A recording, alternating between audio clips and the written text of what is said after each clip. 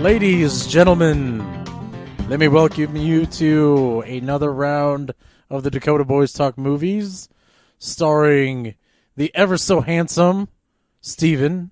Oh, wow, I thought that was going to be you. I know, I know. You got me. I threw you for a loop, kiddo. You did. Much like the movie we're talking about today. Oh, yes. Oh, and for those of you who don't know, I'm the slightly less good-looking Dakota. Only slightly. Slightly. It just all depends on what DNA genetic makeup fancies you. So we'll get just really blandly scientific about looks here. Well, it just kind of depends on what kind of DNA makeup you're into. Ooh, baby, I like your DNA makeup. Hey, that might actually work. Nah, I'm married. Who cares? I don't know. Somebody out there should try that, I guess. Give it a whirl. There you go. Give it a whirl, guys. And you know what? Only let us know if it works well. Otherwise, we don't care. All right. Dakota, what are we talking about today? We are talking about the Juggernaut. See what I did there? Of a movie called... I thought we were talking about X-Men. You threw me Oh. It's Juggernaut! You know, Disney now owns the X-Men again, so, you know, oh, yeah, that's it'll be a matter of time before Juggernaut shows up. Hopefully not played by just a really hammy British actor. You know, how awesome would it be if the first way they use a mutant in the Disney Marvel universe is Juggernaut? Like, you know what? We're going to stop top tier, top shelf, Juggernaut. You know, I would prefer that to the idea of Taylor Swift as the Dazzler. Ooh. Yeah. Apparently it was... We all know the only Dazzler is Mariah Carey. Why are they bringing Taylor Swift into this combo? Oh, man. Well, we've gone way off track, man. Where are we? We took just a dead left turn. Just pulled that handbrake and left turned. We are here. Avengers Infinity War. That's what we're talking about. Your shirt should be cluing me in. Dakota's wearing a very, I don't know, what is that, 1960s? I want to say 70s, I think. 70s comic book cover Infinity Gauntlet shirt right now with Thanos saying, "Come and get me," which I think, ironically, Rocket says in this movie, doesn't he? Yeah. Come and get me, come on. Yeah, so Avengers Infinity War, we've both seen it twice. Yeah, just, you know. And I will say, going in the second time, you always have that. You're able to watch things you missed the first time. And I have to say, I still liked it. I found the crowd a lot rowdier the second time. Yeah. Wow, they were like, and there was a lot of people like, did you notice they were just asking questions about what was going on? And I was like, I don't know if you should be here. This is like the wrong movie. There was literally a woman 3 chairs away from me who would laugh at, the correct moments and then go, what does that mean? And it's like, well, the real question would be, let's start with, why did you laugh?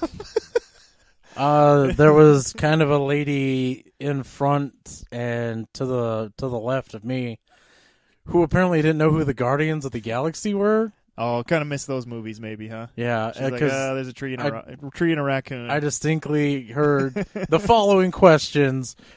What's that raccoon's name? Is that a talking tree? Oh yeah, I know who that is. That's Chris Pratt. Was he in those Guardians of the Galaxy movies? Isn't he the shoe shine guy in that Office show? Oh, the one that's like The Office? Oh man. But in all fairness, it wasn't just the ladies. There were some dudes there too. I know it's surprising. A lot of dudes at a comic book movie, but actually there was a pretty ratioed crowd. I would say there was. These movies are. That's the other thing that's interesting about these movies is it's not like, all right, you pimply, sweaty face nerds, come to our movie. You do get a really good eclectic mix of people that enjoy these movies. It isn't just like you have this certain kind or whatever. And say what you will, I don't know if that means like, well, that's because Disney just plays the lowest common denominator, or whatever. And that could be the case a little bit. But I think, obviously you have the hype. Yeah. You also have, I think, when you have a group of movies that just have a consistent track record, not perfect by a long stretch, but a consistent track record, it kind of helps people stay on board and stay in the vein of caring too, which helps. Talking about the type of people that go to these movies, I think this is a perfect date movie because at the end you may have to console the person you're next to. It's true. It's a good date movie if you're both understanding what's going on in the Marvel Cinematic Universe, because you're definitely gonna get your arm around your special date after this movie. So you play your cards right. And mostly I'm talking to you girls. You're going to be putting your arm around your nerdy little sweaty pimple-faced boyfriend being like, "It's okay, honey." But why? Why? Yeah, it was such a... I'm going to be honest with you. We're once again going completely off topic, but the crowd at this theater was so just... As we were standing up to leave, I didn't mishear this person. It was a girl who actually said, "Damn, I was hoping Captain America would buy it." I'm like, what? What? Oh, that being said, we do need to, and it's on the title of this episode too, if I remember to put it there. There will be spoilers. There's just no way to talk about this. We're just going to live under the assumption that if you're listening to this, you've seen it, and if you haven't, you should see it if you're listening to this. Or if you don't care, just keep listening. I got home, and my wife's like, "Just tell me I don't care." And it was really nice, because then I was just like, regurgitating everything to her, and she didn't care. But yeah, so there's just no good way. There you go. Yeah, that's funny. Just like, and it is, Going into this. Sorry, go ahead. Okay. I actually had the expectations that Captain America, Iron Man, and Thor were honestly going to die in this movie. That's what I went walking into this movie thinking. And when it does happen, heroes do die in this movie, not just one or two. Yeah, but they'll be remembered, because heroes get remembered. But it wasn't the ones I was expecting, and I guess that was the biggest shock. Yeah, and there were a couple turns where you did think, "Oh, here it is. Here's the moment," and then it kind of you kind of got a little hoodwinked a little bit on exactly where they were going. But that being said, let's back up a little bit. So throughout the past, not really. Let's see. The first Infinity Stone was introduced in the first Avenger, so that puts us back in 2011. So since 2011, we've been slowly being introduced to these Infinity Stones, and at the same time being teased that even though there's all these threats that have been coming, they're all kind of the pawns and the bishops to this ultimate one who would come and destroy the entire chessboard, so to speak. And he was hinted at the end of the first Avengers, like end of the first Avengers, like mid-credits, right? Yeah. And then he was given more of a speaking role in the first Guardians of the Galaxy movie. And then there was a point in, was that Civil War, where you see him put on the empty gauntlet. I believe that was Age of Ultron. Maybe that was Age of Ultron, where you see him put an empty gauntlet on, didn't have any stones, and he goes, "I'll do it myself." And he kind of does this thing. And so there's been this amazing 7-year build-up of Thanos coming to be, and 10 years of build-up of getting to know these characters that were going to be in this desperate situation. And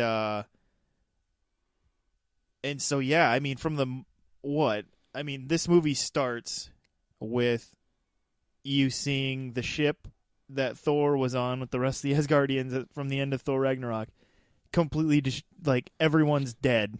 everyone's dead but Loki and Thor and almost Heimdall.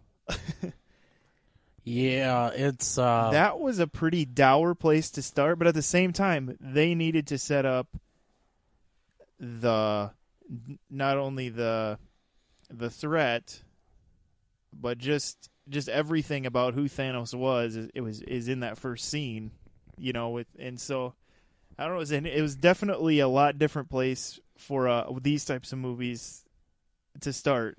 How they have started.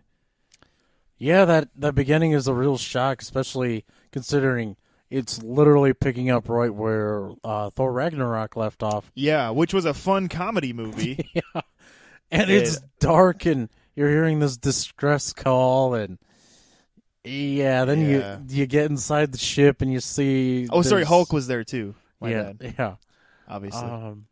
It's just a really dark note and it set the tone. It did. Yeah, not a happy movie. Yeah, funny moments, but the whole theme is desperation, dread, and doom. Yeah, you don't see Thor take on Thanos, but he's pretty beaten by the time you get to him, and it's just that in itself was kind of like, oh wow, they're going there. Yeah, and that first scene really sets up the Banner Hulk of this movie too. Because Loki gets to use the line that was thrown at him in Avengers. He says, "We have a Hulk," which I thought was funny. They had Loki say that. Yeah. And Hulk just starts just punching the snot out of Thanos, but you're realizing that Thanos is barely breaking a sweat, just getting pushed around, but nothing is really hurting him. And Thanos just picks Hulk up over his head and slams him down. And I really liked where they went with this whole Banner Hulk thing, because I like this idea of how Hulk was so badly beaten he was basically scared to come out. Yeah. And it was interesting to see Hulk be the one who's scared and fearful, and the one who has to hide, and Banner be the one who's out and brave, and be the one who has to fight. I thought that was kind of an interesting play on that character, just to kind of grow Banner a little bit more and allow Ruffalo to just be Banner. Yeah, a little bit more. So I thought that was a cool way to go with that character, but it also fit in just setting up just how not even Hulk can stop Thanos, because it's like, okay, yeah, he's got big muscles, but so does half the Avengers, right? And one of them's even a god, and things like that. And that's the other thing this first scene sets up is like these, whatever they are, demigods or whatever, aren't really too much of a match on their own against Thanos. And so this movie really, in one sense, it feels like it jumps all over the place, because you're following these people, then you kind of cut to these people, and then you cut to these people, and then there's this font at the bottom screen that keeps telling you where you're at. But it was interesting. I was talking to my brother, and I hadn't thought of it this way. I was just like, well, everybody's everywhere. But he said it was almost like whenever you have these events in comics, it's always like, here's your main run, the Infinity Gauntlet run. But then it's also like, read these 5 issues of Captain America and these 3 issues of Thor, where they all start coming together in plots. And that's almost how this movie was, where it was like you have that central thread of the Gauntlet story and Thanos, but then you're also seeing all the outer characters and where they're coming into the picture of it too. And so it is kind of interesting how this was kind of just true to form comic book movie in that sense. What would you say were like the standout things when you left and you're thinking about like the real positive things that you thought this movie nailed? Where do you go, Dakota? No one's really talking about Josh Brolin. I've been telling everybody. I thought he gave like a really, really good performance in this movie. For those of you who don't know, Josh Brolin is who played the big baddie Thanos, done by motion capture. Yeah. And so it's him. God, Lord, he had so much charisma in this movie. Yeah. That even though he's the villain, you kind of felt bad for him in certain parts. You for sure understood motivation. Yeah. Yep. And that's another thing I thought. They actually made Thanos, who, to be fair, in the comics was kind of Kind of just evil for evil's sake.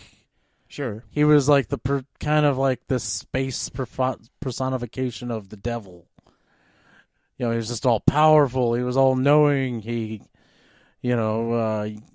Nobody could really match him in a fight. And just all these things. And they really brought the character to life on screen. And that, to me, is amazing because some of the villains in these Marvel movies are kind of just lacking. Yeah, and get a little, like, the same feeling. Like, Yeah. there's really, like, a fractional difference between Red Skull, Malekith, and some of these where it's like, I must have the ultimate power or something, it's just, yeah. And so it is nice. I feel like Marvel is finally starting to hit their stride in understanding the villain situation, because we talked about this in our Black Panther review, how it's like, you understood Killmonger, and we're even at times going, well, maybe he is right, even though you wanted T'Challa to be the victor. And so, yeah, that definitely was a high note in this movie. But Brolin, it's like they got someone who's in his own right a good character actor who might have a very good summer, considering he's in 3 pretty high profile movies this summer. Yeah. They just nailed the casting choice there. So, any other kind of positive things? With a huge cast like this, it's really, really kind of hard to. Sometimes the story will get bogged down. This movie is how many minutes exactly? Somewhere around 2.5. Yeah, about dead on that. Yeah, but this movie handles everyone fairly well. Yeah, I feel like everyone is kind of just really represented well. I guess my only kind of problem with the casting was not Black Panther, sorry, Captain America. Just Chris Evans was just, he kind of put off this aura like he was just there, like you didn't really see him acting very much. He didn't. His role wasn't as much Yeah, he's pretty dialogue-y in a lot of the other movies. Yeah. Like, he's pretty central, and I feel like in this, you're seeing. Yeah, I don't know. I was trying to figure that out too. If it's more because of where he is and kind of his life of being kind of this under the radar guy, and there weren't a lot of moments for him to really shine, and the other thing that's hard about it is we had 3 really solid movies, Captain America movies. Yeah. And so it's hard to see him feel not be the central when you are so liking him to be the central. And so, yeah, I don't know. I feel like he was fine. It wasn't like, it didn't seem like he was just sleeping through the performance like Bruce Willis has been the past 10 years.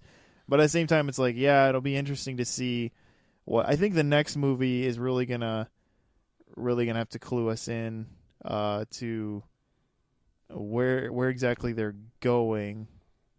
I just feel like I think Steve Rogers is supposed to be so much in like war mode in this movie that it's like, yeah, he's just. There's no time for him to be talking around to people. I did like his moment with Groot though. Where Thor's like, this is my new friend, Tree. And then Groot's like, I am Groot. And he goes, I am Steve Rogers. I thought that was pretty good. Oh, man. I got to say, I enjoyed Teenage Groot. That was pretty fun, having him just play his little video game defender. Yeah, they just being like the annoying, moody teenager. But then he kind of like becomes clutch when he needs to. Yeah, it's... Like I said, the ensemble, the way they handled the giant ensemble cast, I thought that was going to be a problem. Yeah, that's a big cast. Oh yeah. Cheapers. But it was almost like an orchestra. It all just came together and just flowed so well. Right. It was so seamless. It is pretty crazy, and the only thing I can go back to is that the Russo brothers, the directors of this, and a few other the last two Captain America movies. I feel like maybe the fact that they had comedy before these movies helped, because comedy really relies on an ensemble, and maybe it kind of helped them be like, okay, we understand the strengths of these people. How do we use them to the best of their abilities in this movie, you know? But the best way to describe this movie and what Dakota's talking about the seamlessness is they're spinning a lot of plates, but imagine them spinning all these plates, but they're spinning plates in their hands, on their heads, and also like holding up their feet, spinning plates on their feet too. And you're going, well, wait, Steven, that would mean they're not touching the ground. That's impossible. And that's what I'd say to you. What they did is other directors haven't been able to pull off with a smaller cast. And so it is pretty amazing, because I remember after the first Avengers, we're like, oh man, I can't believe Joss Whedon pulled that off, you know, having all that ensemble together. And that was 6. And this one's like, what, 56? I don't even know. It was nuts. Anyone who's ever been introduced, I mean, even some of the M'Baku, Wong, yeah, they even had moments. What was weird is where was Daniel Kaluuya? Where was his Wakandan? Because I was like, why don't they have the Rhino Squad in here? Maybe bulldozing through these dog soldiers. Maybe they all got kicked out. Like, sorry, man, you backed the wrong horse. You're out. Yeah, I just kicked him out. I thought they like made up and kind of hugged or whatever. And it's like, man, where's the Rhino Squad? Get him in here. Oh man, yeah. I guess for me, some of the positives would be definitely in the couple of things Dakota brought up there. I was trying to think if there was any real like cloggy performances, and I thought everyone really honed who they were well, and you can tell that a lot of them are really. Some of them have been playing these characters a while, and they have a lot of confidence in who they are in these characters. But what I found interesting too was how much this movie ended up being a Doctor Strange Thor heavy movie. I didn't expect Doctor Strange to be so clutch. You know, you knew his magic would be important, obviously. But I didn't expect him to be like really a lot of the driver of the Thanos storyline from the Avengers side of it, you know, and just being that driving force. I found that kind of interesting. I really enjoyed Tom Holland, just the way he plays that Spider-Man. I just love his Spider-Man portrayal. Yeah. I just think he's great. He really knocked it out of the park with his performance, I thought. Yeah, just really solid. I thought another thing that can sometimes get clunky in these tentpole movies would be the visual effects. And there's only really a few things that were really like, maybe that's not quite right. But I mean, you know, when you look at like another movie that would be close to this, Justice League, and you compare Steppenwolf to Thanos, there's just not much of a comparison there, you know. And some of it is that one of those movies was just thrown together really quick to get a movie out there a little bit. But it's just there was a lot of tough CGI creature things in this movie, and I thought a lot of them looked good, even in the daylight shots, which I know a lot of visual effects people say they hate daylight shots, but yeah, so I thought that was a real positive for this movie. But I just think you could just feel the confidence when you were watching this movie. It just felt like Marvel was so confident in what they were doing that it was that it was just like, wow, they weren't just confident; they kind of pulled this off in a pretty grand way.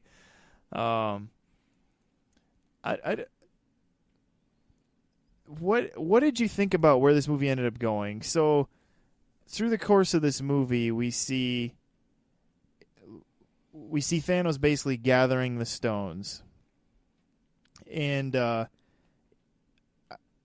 you kind of see there's a weariness to him.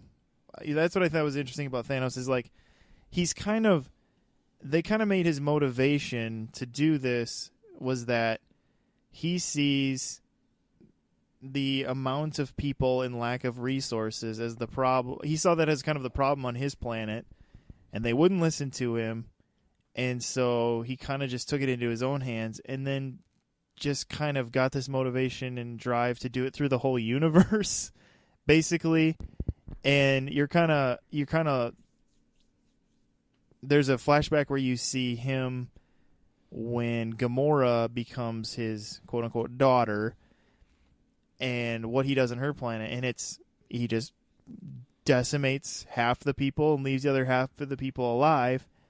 And there's an interesting shot later when adult Gamora, played by Zoe Saldana, goes, "We were happy, and we were fine." And he goes, "You were living on the streets and starving, and now that planet is thriving because of what I did." And he sees what he's doing is so good, and he calls everyone like my child, and he has like his minions say things like, "You should be grateful that he's going to wipe out half of you," and things like this, where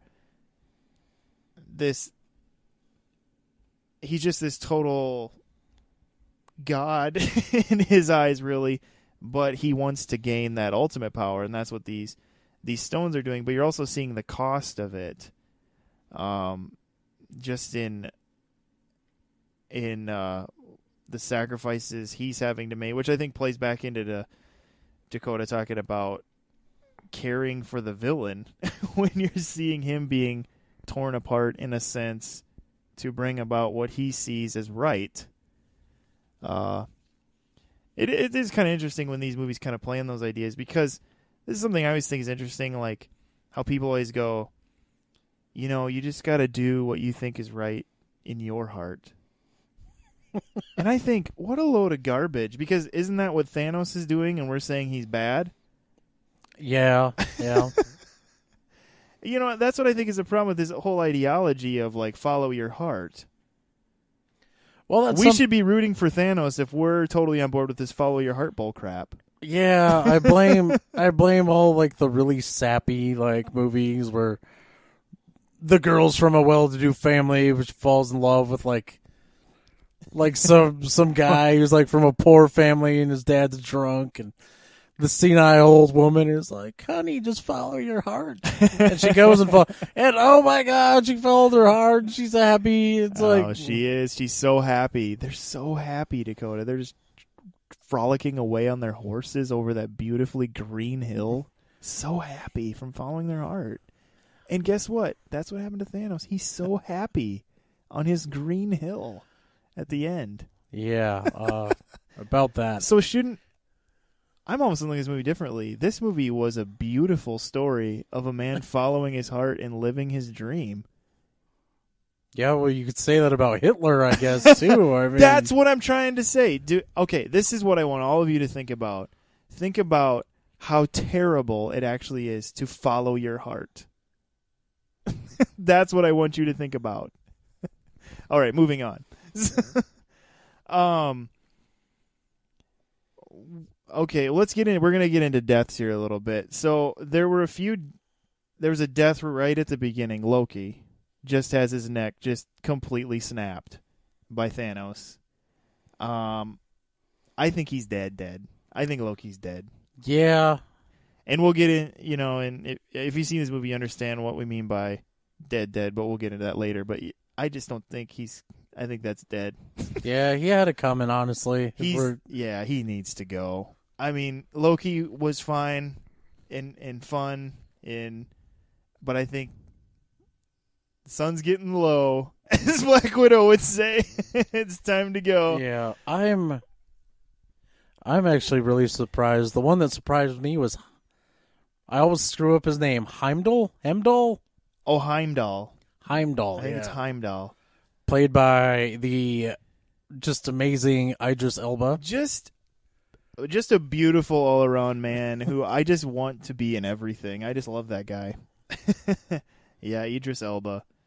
I liked how, and I think they know we all love him because they gave him that kind of final moment. Yeah, which was cool, where he he got the Hulk out of there. And also they needed a way to get Hulk out of there. So kind of worked out on that end too. Obviously, one of the things that really broke Thanos was in order to get the Soul Stone, he had to sacrifice the person who he loved the most. Kind of a soul for a soul trade, as the Stone Keeper put it. And Gamora's the one who led him there, since she knew. She's the one who's known where it was and just hadn't told him. And she's kind of like, "Oh, you're finally getting what you deserve because you don't even have anything you love." And then he turns and he's got just tears coming down. And there's this realization that the only thing he actually has ever loved is her, which I think is amazing because this goes back to the Gamora-Nebula relationship and how even whenever Gamora screwed up, he always punished Nebula for it. Yeah. And how he always had this love for Gamora over anyone else. But he still threw her. He still killed her. Yeah. And to get that, because he still was on this path of needing to prove that he could do this. Again, I think she's dead. That's what I'm thinking. Yeah, I'm pretty sure she's dead as well. Yeah. I mean, I don't think there's going to be like the whole like figure out a way to get her back thing. Which when I think about it, is kind of a bummer. I really liked her on that Guardians team. If she Well, there's something that not a lot of people, people are just getting so wound up over this movie with all the deaths. It's like, this is only the first part, guys. Like, well, yeah, I mean, and that's the thing, though, when you kind of go over, like, okay, well, they can't actually be dead because they have a contract still, and okay, well, they still have another movie slated. yeah. But that being said, there's still a good chunk of people that could just be dead. It's possible. Or some of the ones who weren't dead at the end of this movie might sacrifice themselves in the next part and be dead. That would satisfy one girl that saw the movie tonight. Yeah, apparently. Apparently she wants him out of there. She's probably one of those, she's like, they just need to kill all these men. So it's just a woman movie. Personally, I was hoping Iron Man would just bite the dust. He's been asking for it. Yeah. He's been asking for it. And they kind of did give you like a fake out in the movie. They did. And it wasn't. It was a fake out that led into a more significant moment of what Doctor Strange ended up saying to him, Yeah. Because what happens is you have the team split up. They kind of put everyone in these interesting groups of who would be with who. And so you have Gamora, Drax, and Star-Lord meeting up with Tony, Iron Man, and Spider-Man, and Doctor Strange, and kind of how this play out. So there's a lot of big heads in the room and a lot of emotions and personalities. But it kind of ends up coming to a place where Doctor Strange is working out with, he still had the time stone at this point, working out like how there's only one scenario out of millions where they have a chance of winning. And we're not totally still clued in on everything Doctor Strange saw, but it seems like Doctor Strange alluded to Tony needing to be alive. Yeah. That's... And in keeping Tony alive, Doctor Strange had to give up one of the stones to Thanos, making things seemingly worse. And so it'll be interesting to see where they're going with all this. Yeah. Yeah, it's just kind of like, it's just interesting how all these things have been coming together, and then Thanos gets to Earth, gets the last stone again, and then you also have 3 different fake outs of where you think they've beat Thanos. Yeah, it's where they almost get the glove off of him. Spider-Man, Doctor Strange, Star-Lord, and Drax and them all working together. And then it gets screwed up. And you're like, okay, did Doctor Strange see that?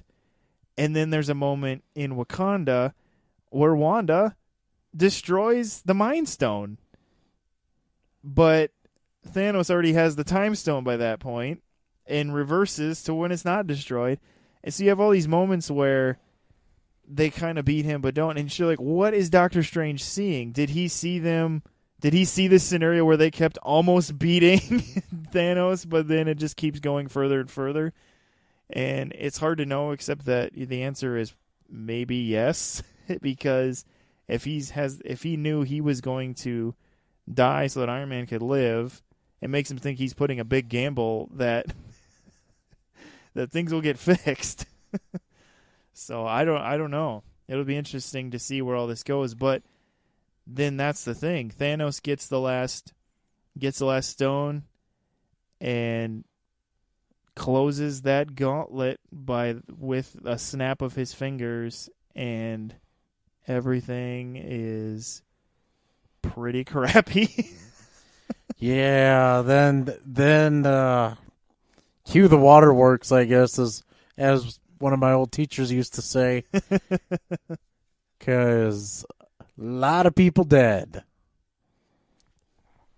Yeah, it was interesting, kind of when they're going through, and you're after he snaps his fingers, Thanos kind of goes, and you see the gauntlet when he does it kind of has a fried appearance, like the gauntlet that he had made could barely handle the power that it just put out. It's almost what I felt like happened. Like when he snapped his fingers, I was like, it worked, but the gauntlet looks like it's a little beat up now. Like maybe it's not going to work right again or something. I don't know, because maybe that's going to play into the next one. But yeah, then you start seeing the consequences of that. You see different characters you've grown to love over the years just fade away into ash. And you lose. Who's the first one we see? I think the first one we see is Bucky, the Winter Soldier. Yeah, he looks at Cap and just goes, and then you have Wanda Maximoff goes, Sam Falcon goes, Groot, unfortunately. Groot gets taken away, and Rocket sees that happen, and so Rocket's pretty depressed because they're kind of a Han and Chewie situation where it's kind of he just lost his buddy. And then after that, I believe it's Drax and then Mantis. Yeah, all the Guardians are gone, I think, except for Star-Lord. No, Star-Lord bit the dust, too. Oh, that's right. Unfortunately. All of them are gone, but Nebula and Rocket. Yeah. That's right. I forgot Star-Lord ashed away. Doctor Strange ashed away. Spider-Man, in a very heart-wrenching moment, ashes away. What do you think the significance was of them deciding to make that more of a moment? Because the other people were just like, Steve and but Spider-Man's ash away was, I don't feel right. I don't want to go. I don't want to go. It was like, one theory I had was he was sensing all of it with his Spidey sense. Yeah, that was something they kind of hinted at in that movie, and I was like, are they trying to do the spider sense? Well, yeah, I think they are, because his hair popped up pretty significantly. That's got to be a Spidey sense thing, because then he knew to turn, too, when that happened. That was a great little moment for Ned, too, when he's like, make a distraction. And Ned barely heard what Peter said. He's like, we're all going to die! Oh, man. Honestly, it kind of, what I thought about it was, it kind of goes, Thor says this kind of thing about, basically how loss, hate, anger, could be great motivators because, obviously his people are gone. Sure. His brother's gone. His best friend's dead. Thor's literally lost everything. And it fuels him in this movie, especially in the end. You'll see what I'm talking about, because it's just amazing to watch what unfolds when he's a magnificent pirate angel, is what he is. But I feel like that's going to be Tony in the next one. He's going to have this hate, this regret, both at himself and Thanos, because this kid who he brought into this whole mess just kind of died. And granted, it wasn't Tony's fault, but no, and even if Peter were on Earth, he still could have ashed away. Yeah, I mean, but it was just the fact that Peter was there, and that Tony just sees that happen right in front of him, which also probably caused Tony to start realizing what's happening on Earth, maybe even think about Pepper. And yeah, I think you're right. I think there is going to be some pretty serious fuel into a man who's already pretty significantly obsessed with protecting the Earth. Go a little further. Yeah. Because when you first see Tony, I don't know if some of you recall, in Iron Man 3, he gets a heart surgery where he doesn't have to have his chest arc reactor anymore. Yeah. But in this movie, when it opens, he's got this big old chest piece, and there's this implication where Pepper's like, why do you have that? You don't even need it. But it's that Tony can't let go of the fact that he feels like he's a protector. He has this responsibility to protect. He can't shake this feeling that the monsters aren't going to be there. And so I think you're right, Dakota, in that understanding that's where we were introduced to Tony in this movie, and seeing where we were left with Tony in this movie, and what Doctor Strange said to Tony. Him and Cap are going to have to come together again, I think. And have a serious sit down and a serious battle prep. Yeah, for the next move. The guy that kind of motivated Cap, though, in Civil War is gone. I mean, that's going to motivate him. Yeah. Rocket, is going to be along for the ride because his bestie just got turned to ash. Right. And that's the thing, is that Tony and Captain America never met in this movie. No. Tony was almost going to call him and didn't quite, because everything started going to crap. And so I think that's what we're going to see in the next movie, is that pretty much all the original Avengers and then a few extras are who's left. They're going to come together and they're going to have a pretty great motivator. So, yeah, you saying that kind of makes me hope that Daredevil and Punisher show up, just to kind of give that little extra. Okay, yeah. Where does this leave the TV show worlds that are? Because you have Agents of S.H.I.E.L.D., you have all those Netflix shows.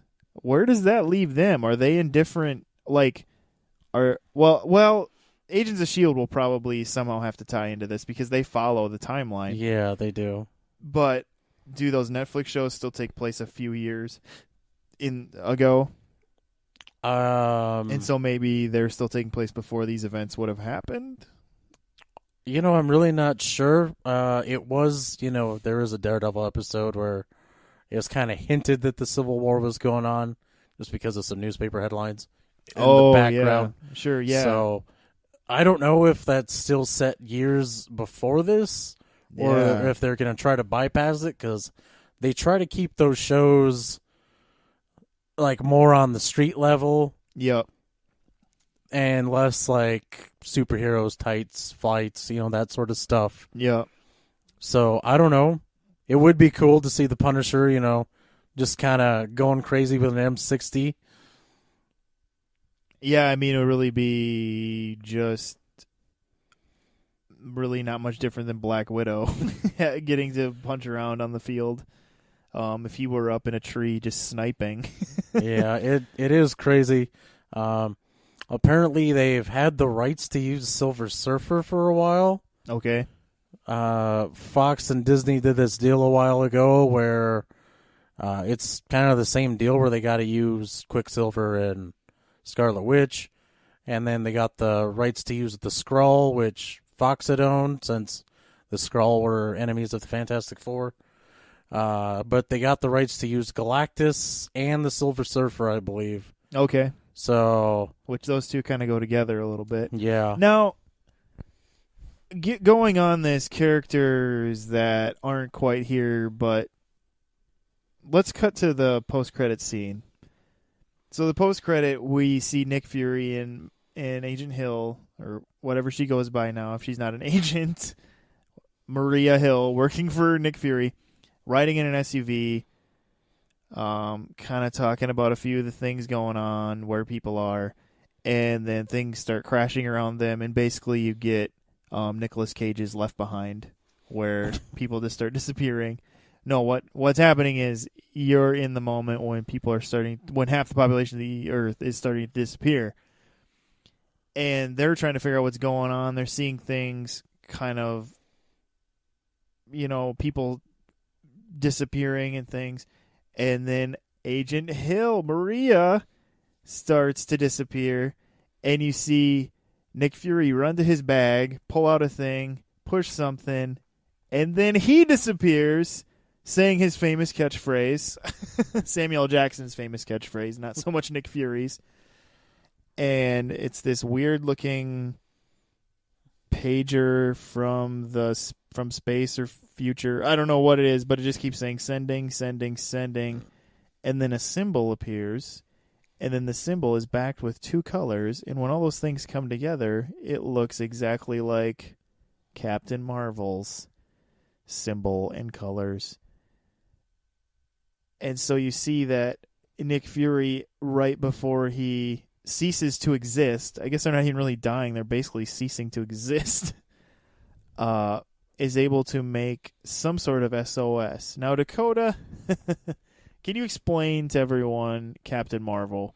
Because definitely in this second viewing, there seemed to be a lot of confusion about what that even was.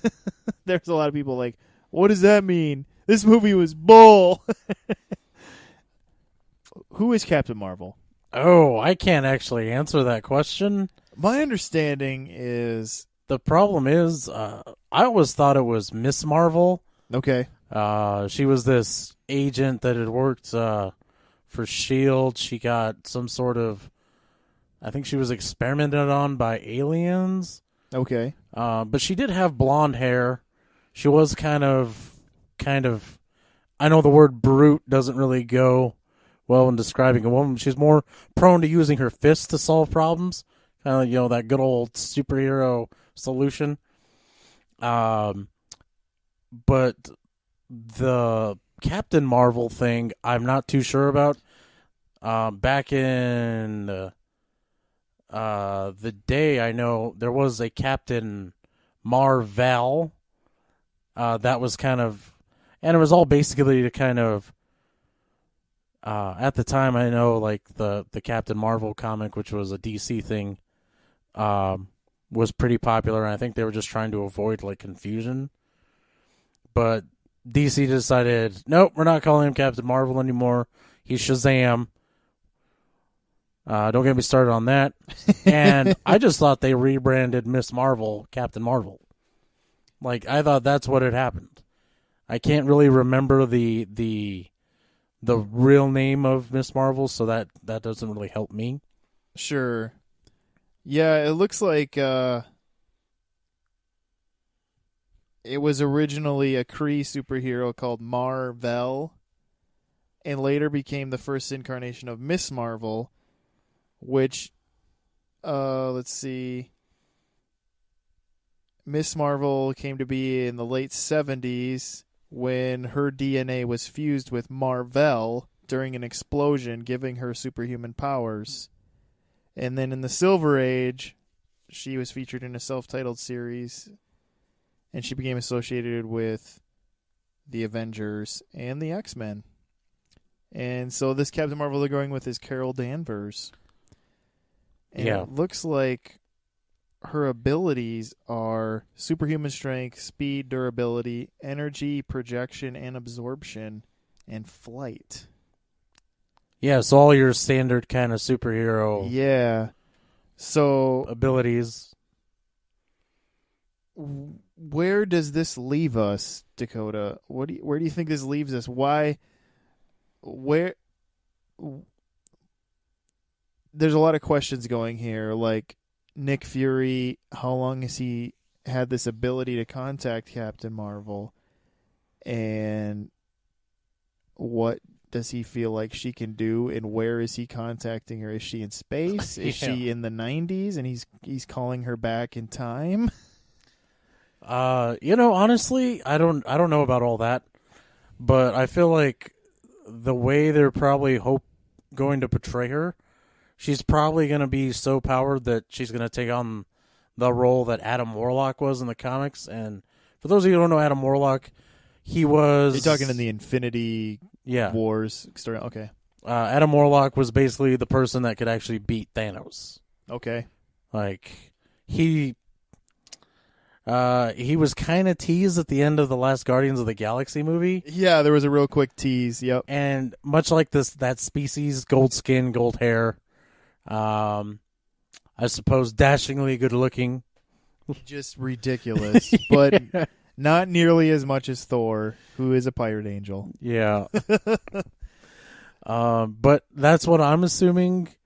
So you feel like this dire situation caused Nick Fury to say, "There's only one person I know of who can still help," kind of thing. Yeah. Okay. And yeah, like I said, I just feel like she's gonna take on that role. But then again, you gotta wonder. It's like, well, what's there left to do? I mean, I'm assuming Thanos has kind of given up his role as like intergalactic despot, and he's just gonna become a farmer.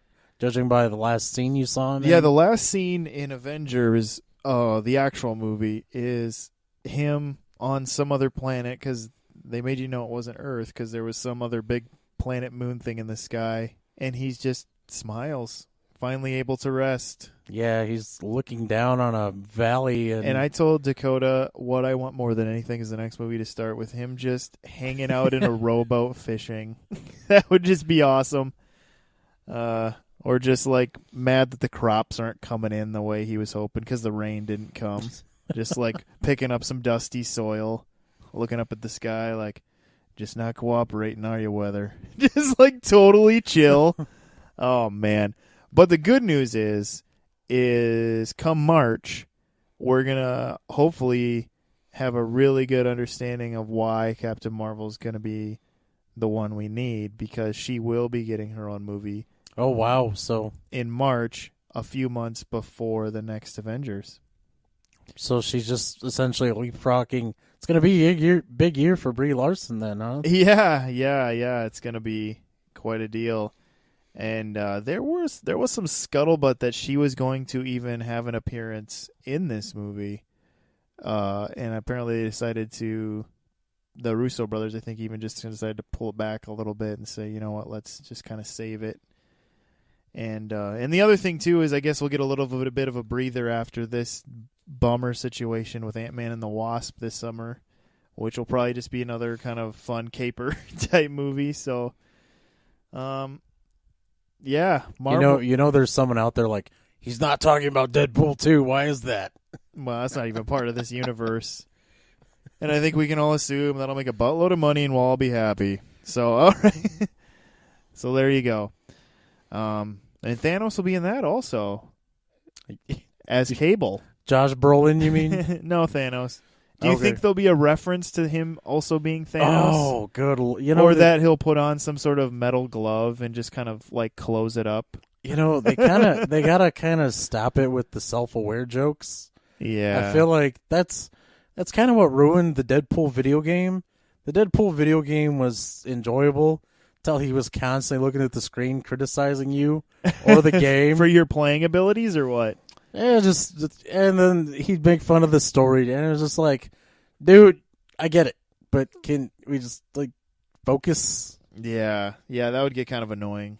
So, but yeah, it'll be interesting. I have to say, I like this movie a lot. I really enjoyed it. For a movie that was in a lot of ways as bummer as it was, you kind of leave just going, that was great. I really want to see the next one. And not just to conclude, because man, this movie's 2.5 hours and you don't feel it. I No. feel like it's a brisk 2.5 hours, and I think it's because things are constantly moving.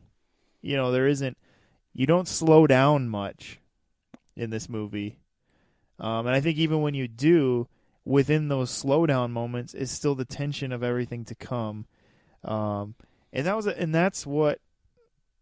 definitely a strength of this movie, is that Thanos was a true threat.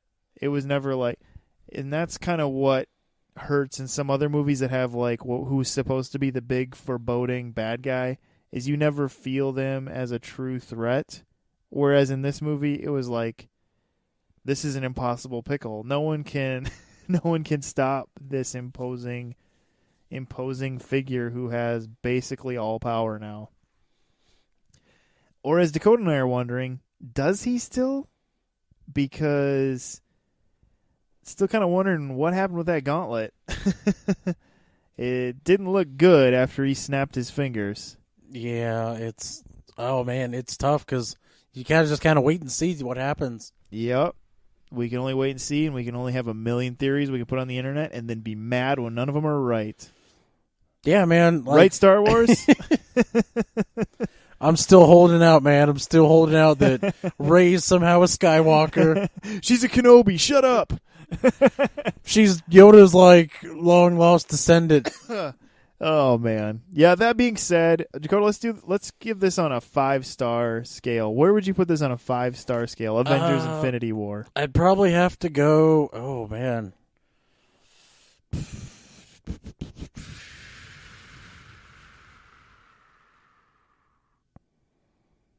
4 stars maybe? Okay, going straight up 4 out of 5. Yeah. Sure. I'm going to go 4.6. Okay. This movie, there's only a few things it could have maybe done that could have made me like it a little bit more, but it's like, I just found it so enjoyable.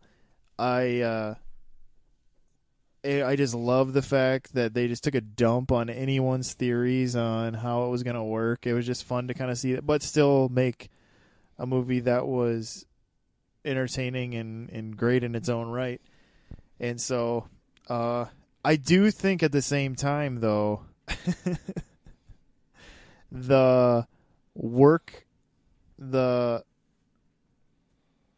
how much this movie works will really depend on the next one.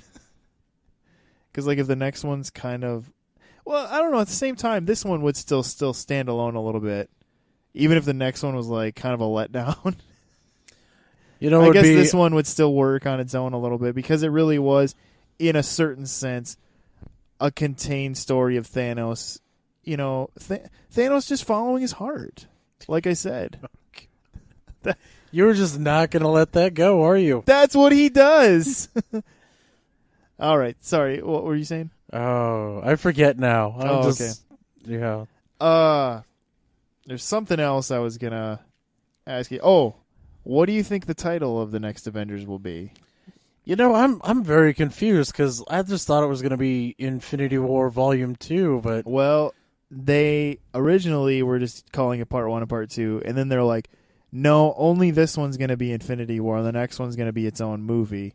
And so they did, and that's why I think this one did kind of, in a sense, have a standaloneness in a way, because they intentionally wanted to make them each, in one sense, self-contained, even though they were still completely reliant on each other.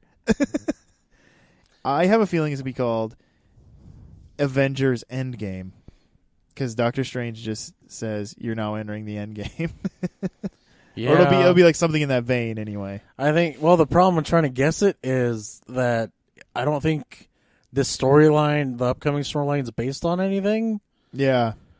So it could be anything. I mean, it could be the Avengers, the ultimate avenging. I don't know. Avengers, Thanos's fishing trip. Oh, you know what they need to do? You know how they had those Daryl and Thor, what they were doing, like Thor, what he was doing in Civil War? They need to do some Thanos videos, like leading up, like how Thanos is making like how-to YouTube videos. Like, all right, well, today I'm gonna build a shelf for my shack. Like, Oh, Today I'm going to man. show you the best way to shuck corn. Like, how awesome would that be? You know, the fact that Black Panther's dead, it could be Avengers, Wakanda's Revenge. Yeah. Oh, FYI, Black Panther also ceased to exist. So, Yeah. what do you think's going to happen with Vision? You know, he had the stone ripped from his head and he turned gray. They did give an implication of how, you know, like, oh, he still has enough of those other things in him. Maybe he'll be okay. Do you think there'll be a way he'll be revived? Well, he is a machine. I mean, Sure. You just like repair the machine, right? But will he still be the evolving creature that he was? You know, it wouldn't. After this movie, it wouldn't surprise me if they just decided like he was going to be a machine, and he kind of had. In all the other media I've seen of Vision, he kind of had that really robotic voice. Like they took a voice actor and put his voice through like a Sure, yeah, like a filter or Yeah. something. And if that happened, that would be like kind of sad, but I could see him doing it now. I mean, sure. Be kind of a bummer for Wanda. oh, maybe it's what drives her crazy. Yeah, And she decides, I'm bringing in the mutants. And then, yeah. there you go. Yeah, so yeah, it'll be interesting. But as you can tell, we both really enjoyed this movie. The